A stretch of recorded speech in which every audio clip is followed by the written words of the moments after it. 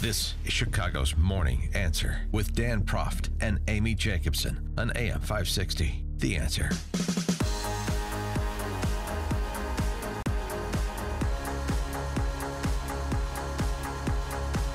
Good morning, Dan and Amy, and I'm not sure whether to be encouraged or circumspect by the development that Fareed Zakaria, of all people, is maybe giving plaudits is too strong a word, but he's certainly agreeing that Trump has a point with the posture that he's taking towards China, as well as the tactics he's employing. Well, okay. Zakaria saying that China is a trade cheat, I should say, referencing a U.S. Trade Representative report that does detail China's bad practices, bad acts, and saying that, look, I'm willing to give Trump's unconventional approach a try, willing to give the president some latitude, because what the previous administrations have done with respect to China's cheating on trade hasn't worked. For more on this topic and others, we're pleased to be joined by Michael Goodwin, of course, New York Post columnist and Fox News contributor, and most recent column he's got on Robert Mueller. We'll get to that in a second. Michael, thanks for joining us. Appreciate it.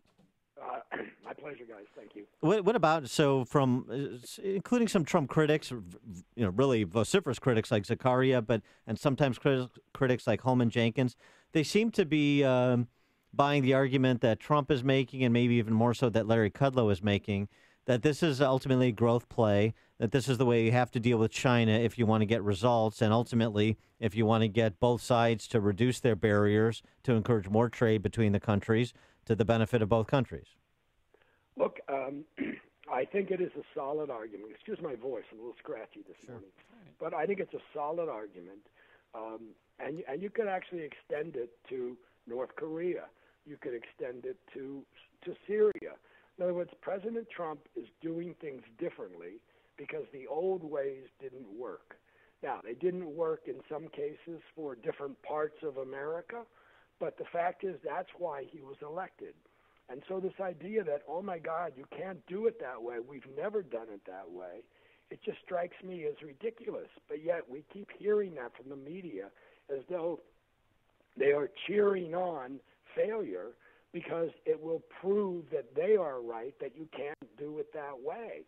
I mean, as Stephen Mnuchin said, I thought in a very good interview on CNBC last week, let's look at the positive side of this instead of just, oh, the stock market is falling or whatever, that if we can close the trade gap with China, that will mean many more exports to China from American firms.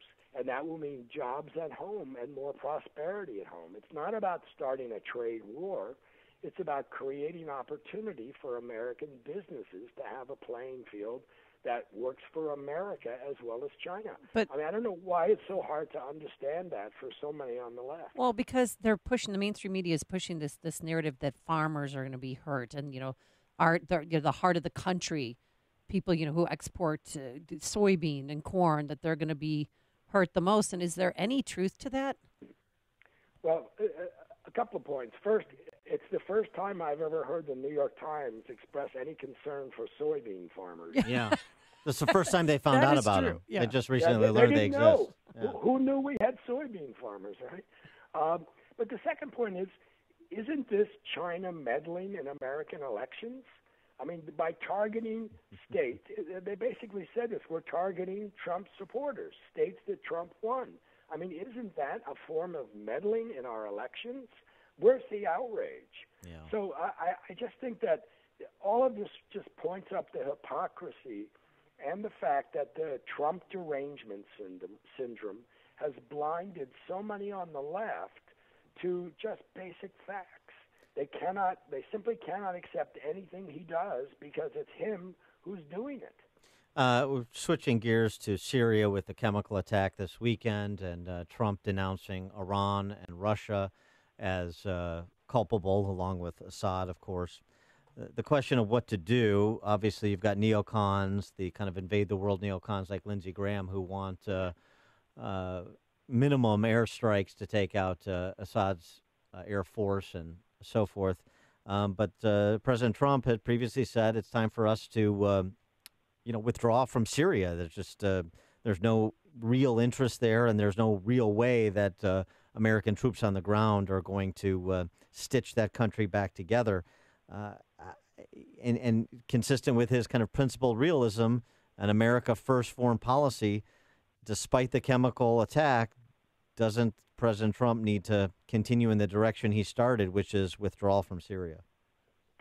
Well, that's a trickier one, because I think the aim of having a few thousand, we're talking 2,000 at most, I think, right now, troops in Syria, they're not ground troops per se. I mean, these are more SEAL types, Rangers.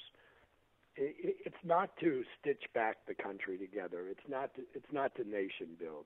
It is effectively to keep Islamic State from recreating its caliphate. It is. I think it's a very limited aim. It's not about winning the war or anything grand. It is simply about preventing the worst from happening. And I think that is a strategy that his military has recommended to him, that he has followed, and his blurting this out last week about we have to get out. I hope he reconsiders that, because perhaps it's no accident that the latest chemical attack came right after he said that. I mean, that is the world we would be faced with if we totally withdraw. And I think that is one of the considerations. I mean, are we really going to abandon this project now that showed terrific success against Islamic State when the military was allowed to do its job almost exclusively by air? So I think that this is a trickier thing than bring the boys home. I think this is a more long-range strategic project about stabilizing and not letting Islamic State get another foothold. So because of this alleged Syrian gas attack or chemical attack, we're joining with France to do exactly what? Do you know? I assume it will be targeted airstrikes of some sort designed to keep those planes and those weapons on the ground. I don't have any further insight than that, but that would seem to fit with our general approach to these things, maybe even from long-range missiles from the ships rather than even aircraft, because of the danger of running into Russian aircraft. He is Michael Goodwin, New York Post columnist, Fox News contributor. Michael, thanks as always for joining us. Appreciate it. My pleasure, guys. Thank you. And he joined us on our turnkey.pro answer line. Listen to